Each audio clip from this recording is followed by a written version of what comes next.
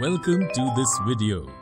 In this video, we will study laws of chemical combination. Friends, we know that elements combine. But some of you would be interested to know how and why do the elements combine? What happens when the elements combine? Like us, scientists were also interested in all this. One of these scientists, Antoine Lavoisier, established two important laws of chemical combination, which provided an important foundation for chemical science. Let us now begin our study of the laws of chemical combination. Two laws of chemical combination were established after much experimentation by Lavoisier and Joseph L. Proust. Let us look at the first law. The first law is the law of conservation of mass. Friends, when there is a chemical change or a chemical reaction, is there any change in mass then? Let us try to find the answer through an activity. Prepare two separate solutions of 1.25 grams of copper sulfate and 1.43 grams of sodium carbonate in 10 ml of water. Now, take the sodium carbonate solution in a conical flask and take the copper sulfate solution in a small test tube. Hang the ignition tube in the flask carefully. See that the solutions do not get mixed. Put a cork on the face of the flask. Now carefully weigh the flask containing the contents. Tilt and swirl the flask in such a way that the copper sulfate and sodium carbonate solutions are mixed together. Now you may be wondering if there is any reaction in the conical flask. Here, copper sulfate, sodium carbonate react, and blue copper carbonate and sodium sulfate solutions are obtained. Now weigh this flask again. What do you see? Has there been any change in the mass and contents of the flask? There is no change in the mass of the flask. By this activity, we can define the law of conservation of mass in this way. According to the mass conservation rule, mass cannot be created nor destroyed in a chemical reaction. Let us now take the second law of chemical combination, law of constant proportions. Activity 2. If we take 10 ml of water from a waterfall in a test tube and 10 ml of water from a lake in another test tube, can you tell whether the proportion of mass of hydrogen and oxygen in both these test tubes is the same or not? Yes, it is same. You will find that the proportion of the mass of hydrogen and oxygen in the water of both the test tubes is 1:8. Similarly, irrespective of the source of water, you will find that the ratio of the mass of hydrogen and oxygen in water is always 1:8. Similarly, if you decompose 9 grams of water, 1 gram of hydrogen and 8 grams of oxygen will always be obtained. Lavoisier, along with other scientists, noted that many compounds are composed of 2 or more elements, and each such compound had the same elements in the same proportions, irrespective of where the compound came from or who prepared it. Let's take another example of this. If we take the example of ammonia, nitrogen and hydrogen are always present in the ratio 14:3 by mass, whatever the method or the source from which it is obtained. These examples explain the law of constant proportions, also known as the law of definite proportions. This law was stated by Proust as, in a chemical substance, the elements are always present in definite proportions by mass. Scientists defined both these rules, but the next problem faced by them was to give appropriate explanations of these laws. Dalton presented a fundamental theory about the nature of matter. Dalton provided the idea of divisibility of matter. Dalton also named the smallest inseparable particle of matter as atom. Dalton's theory was based on the laws of chemical combination. Dalton's atomic theory provided an explanation of the law of conservation of mass and the law of definite proportions. We will discuss Dalton's atomic theory and what is an atom in the next video. Friends, today we studied the laws of chemical combination. In the next video, we will study what is an atom.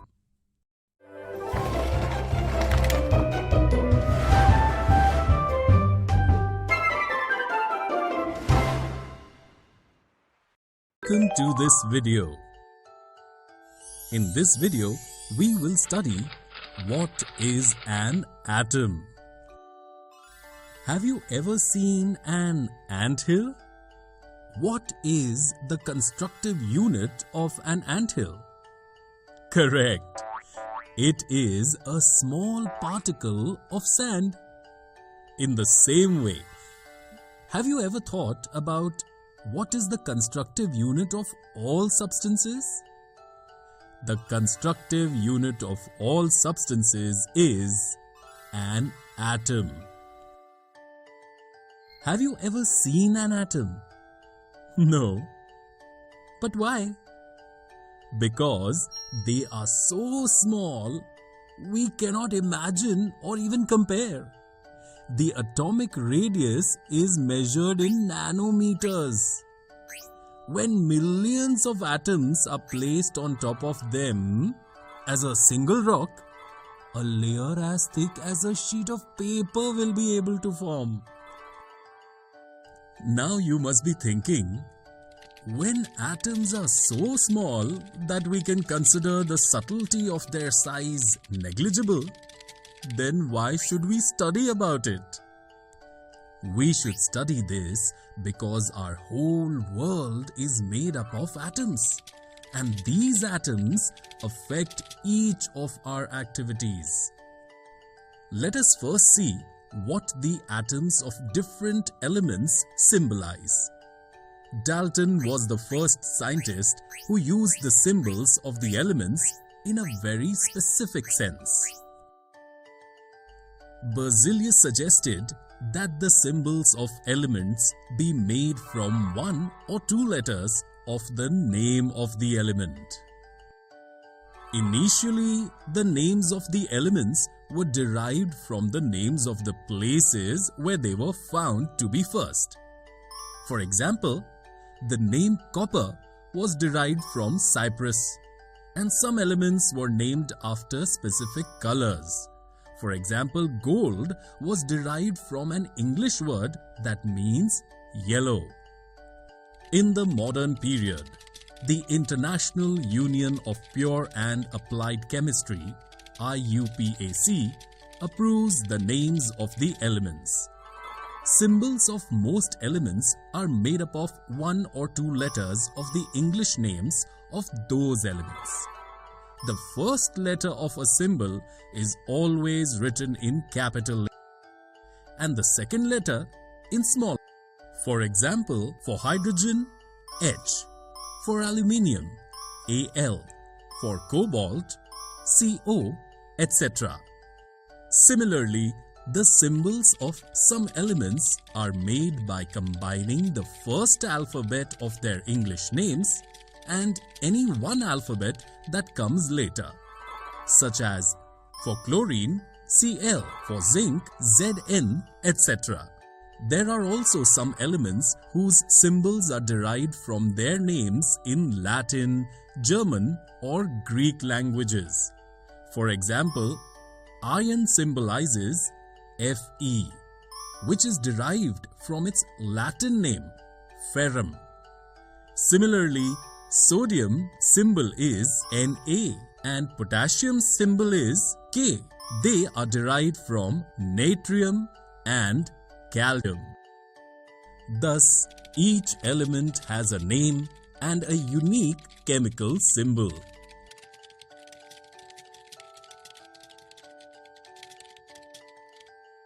Let us now discuss atomic mass. According to Dalton, each element has a characteristic atomic mass. Inspired by Dalton's theory, scientists were prompted to measure the atomic mass of an atom. Relative atomic masses were determined using the laws of chemical combinations and the compounds formed. Let us try to understand it by an example.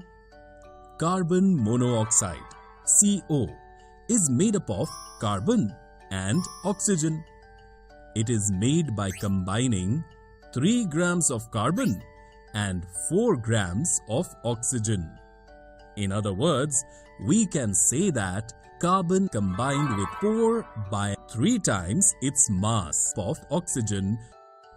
Now, if we consider atomic mass unit to be equal to 1 carbon atomic mass, then we will assign carbon atomic mass to 1.0 U and oxygen atomic mass to 1.33 U, where U is the unified mass. But because it is more convenient to express mass in integers or nearly integers, later scientists researched different atomic mass units. During this time, they took 1/16th part of the atomic mass of natural oxygen as a unit. This is deemed to be relevant because 1. Oxygen reacts with many elements to form compounds. 2. Atomic mass of most elements are obtained in integers by this atomic mass unit. However, in 1961, the atomic mass unit carbon-12 isotope was universally accepted as a standard reference for determining atomic masses. Let us understand this by a daily life example. Imagine a salesman carrying a watermelon and saying, "Its mass is 12 units." He then slices 12 equal pieces of watermelon and finds that the mass of each fruit itself is relative to a piece of watermelon. Now he sells fruits by a relative fruit mass unit, FMU. Just like in this example, the relative atomic mass of atoms of an element is defined as the average mass of atoms as compared to 1/12th part of the mass of one carbon-12 atom. Friends, in this video, we studied atomic mass. In the next video, we will learn what is a molecule.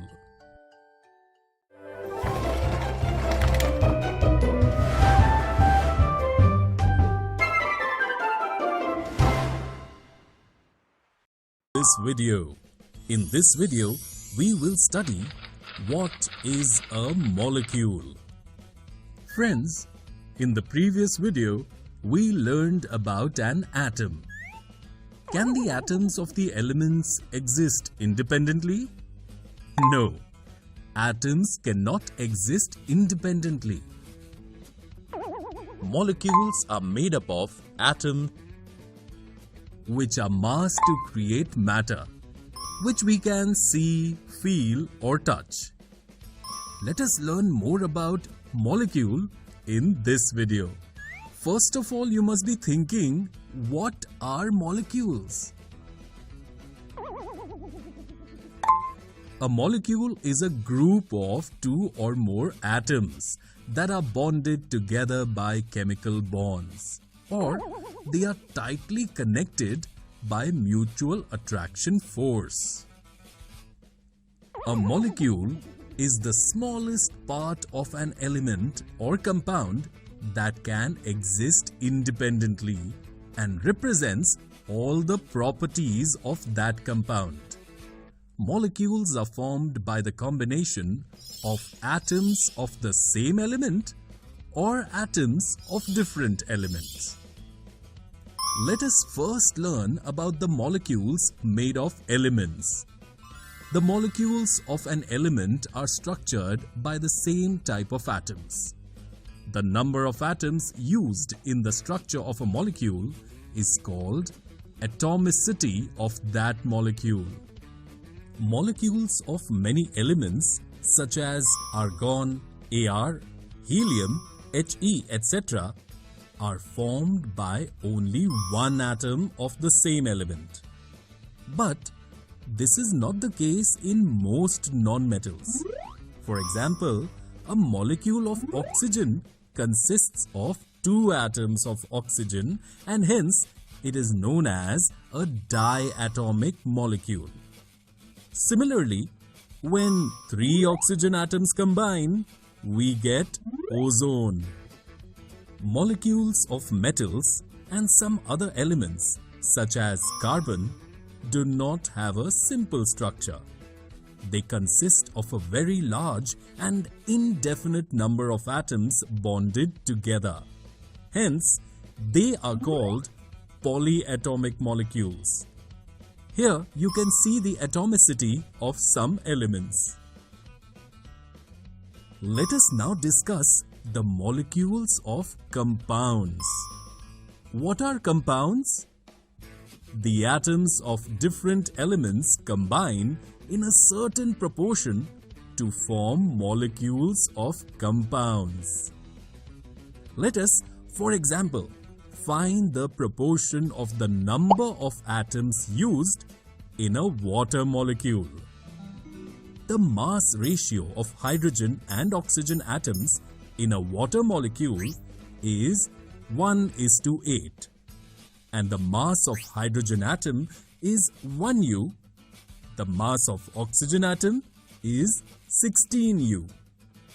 Now, just by dividing the mass ratio of hydrogen and oxygen by the mass of their atoms in this way, we can find the ratio of the number of atoms used in the water molecule. H:O, that is 2:1. Let us see what are ions. The charged particles from which metals and non-metals are made are called ions. Ions are divided into two types based on the charge on them. The negatively charged ions are called anion, and the positively charged ions are called cation. For example, sodium chloride NaCl contains positive sodium ion Na+, and negative chloride ion Cl- as constituent particles. An ion is a charged atom or group of atoms on which a net charge is present. The group of atoms on which the net charge is present is called polyatomic ion.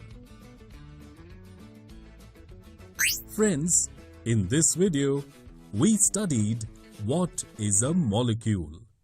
In the next video, we will study about writing chemical formulae.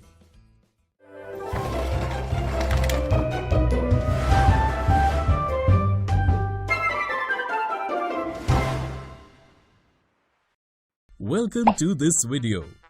In this video, we will study writing chemical formulae. The chemical formula of a compound is a symbolic representation of its composition. The chemical formulae of different compounds can be written easily. But for this, we should know the symbols and their combining capacity. We have studied symbols of elements. Let us now learn about the combining capacity of elements. The combining power or capacity of an element is known as its valency.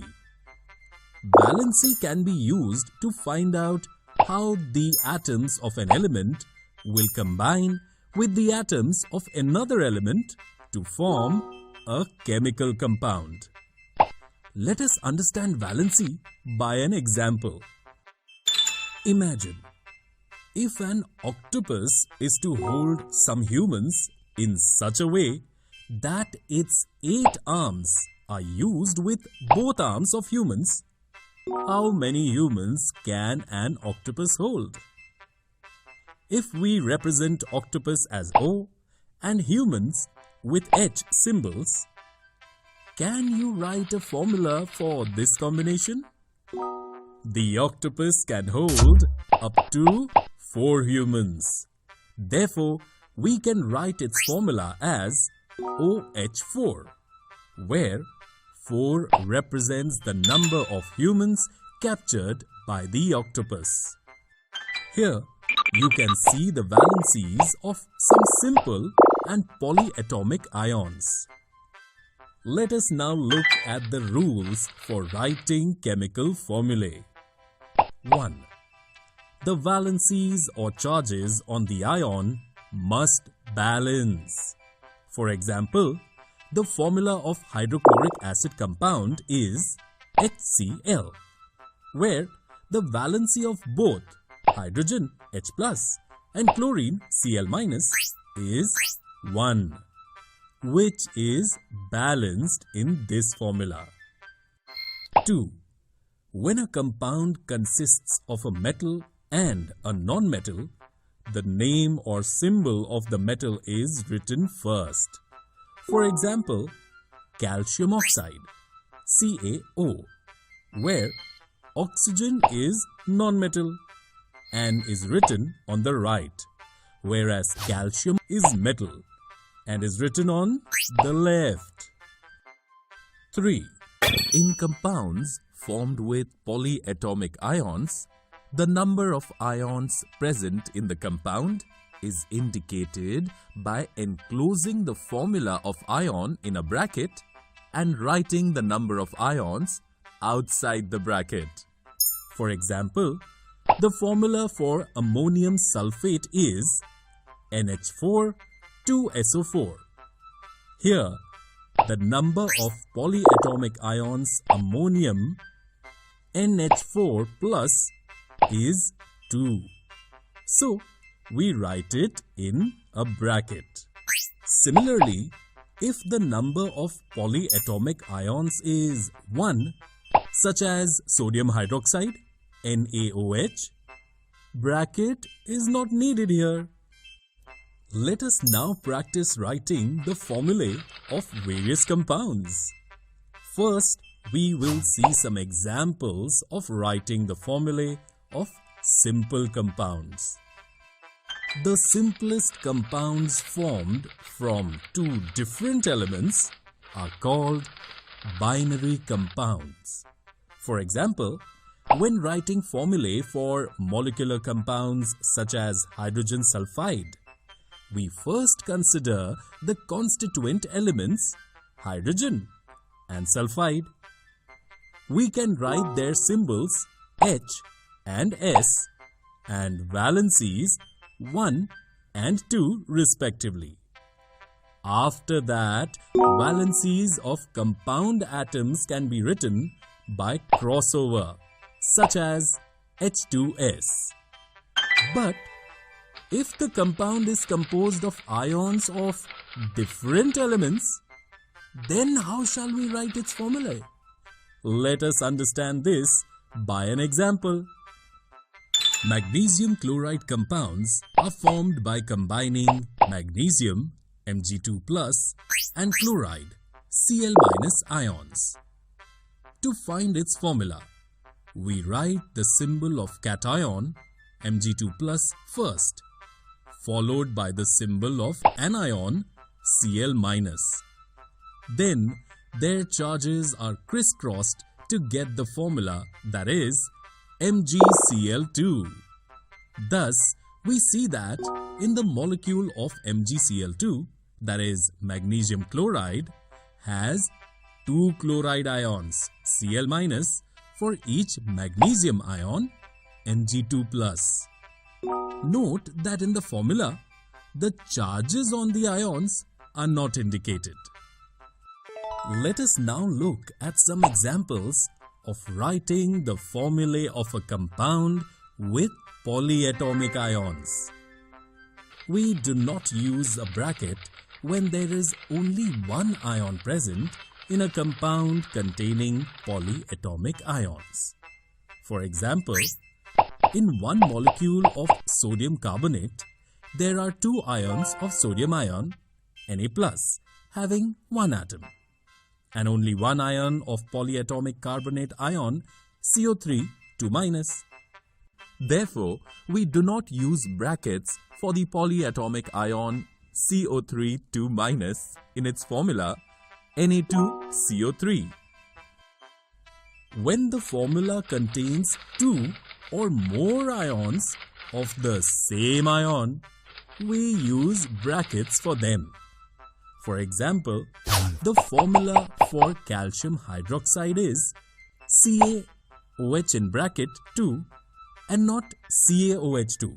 Here, the bracket around OH with a subscript 2 indicates that there are 2 hydroxyl OH groups joined to one calcium atom.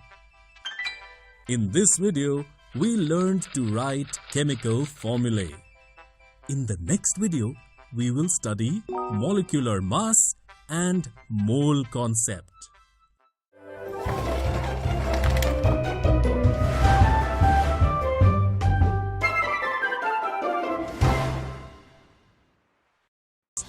Welcome to this video session.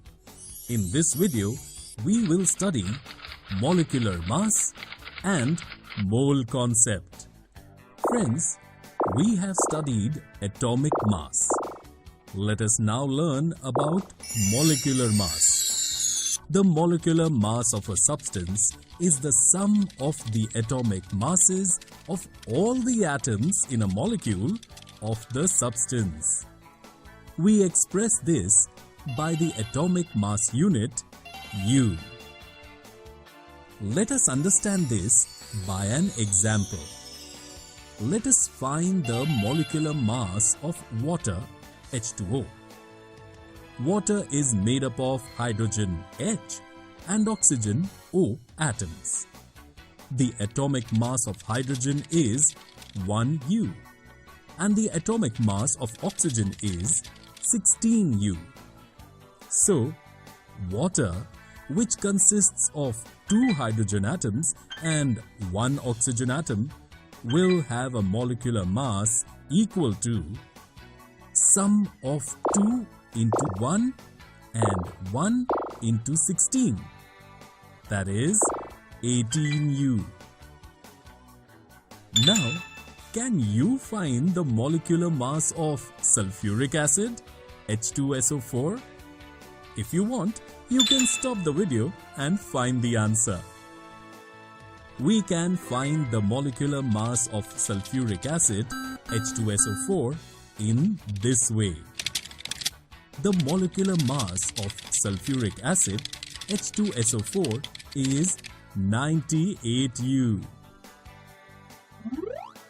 When the constituents of matter are ions, then instead of molecular mass, we find its formula unit mass. The formula unit mass of a substance is the sum of the atomic masses of all its constituent ions.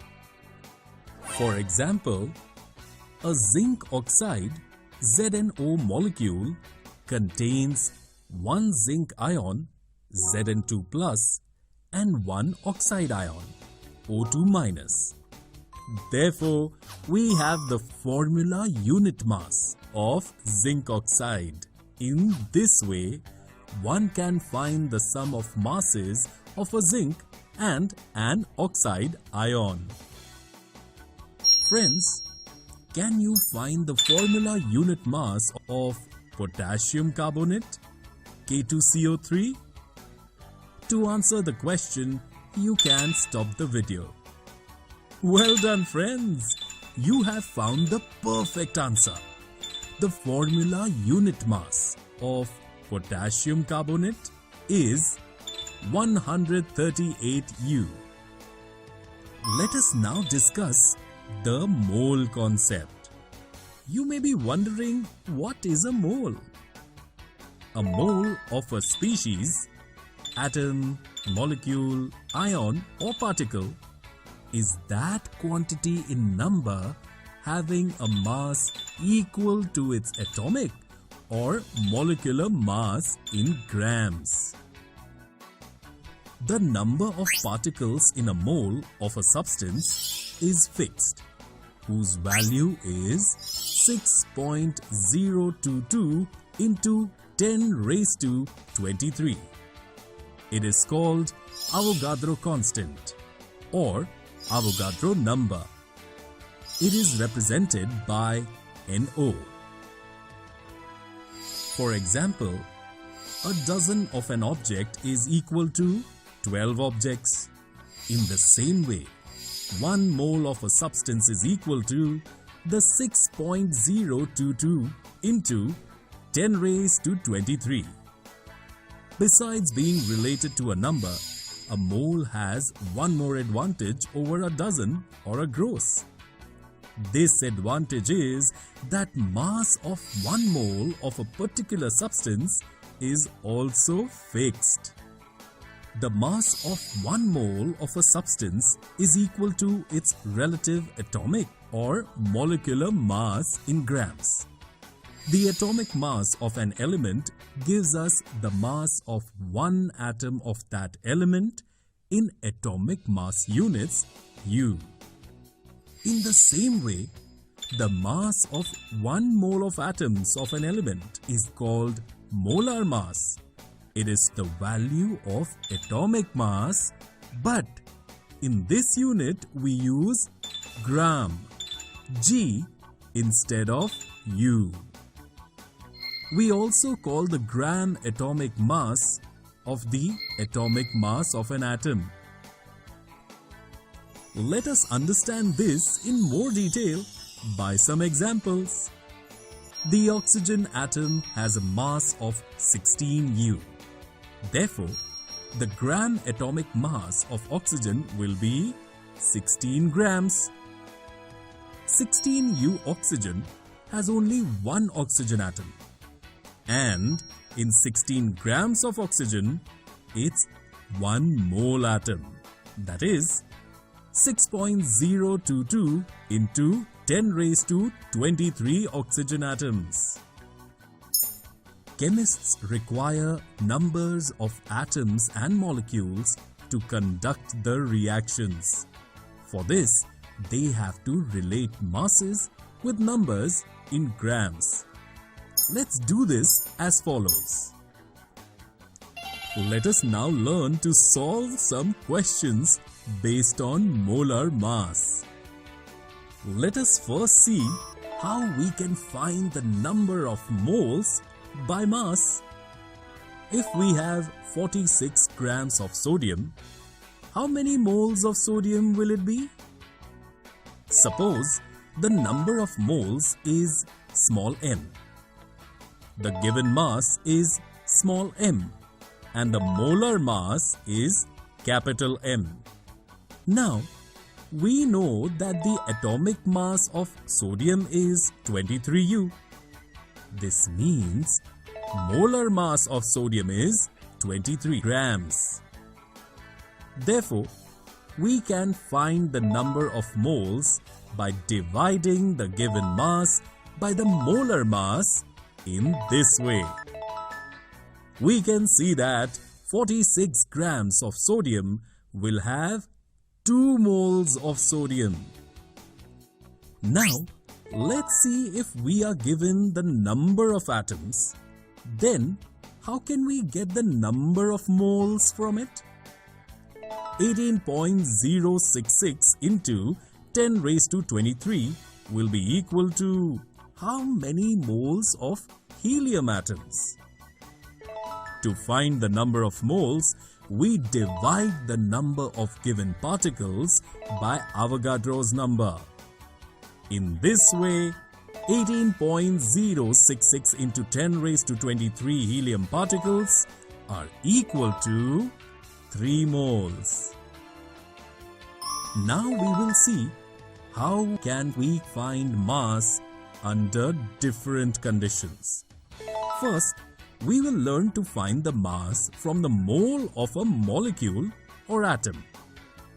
Let's see what will be the mass of 4 mole aluminium atoms. To find this, we will multiply the molar mass of the aluminium atom by the number of moles.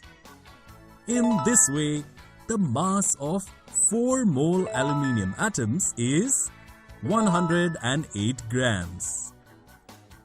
Now, we will learn to find mass by number of atoms or molecules.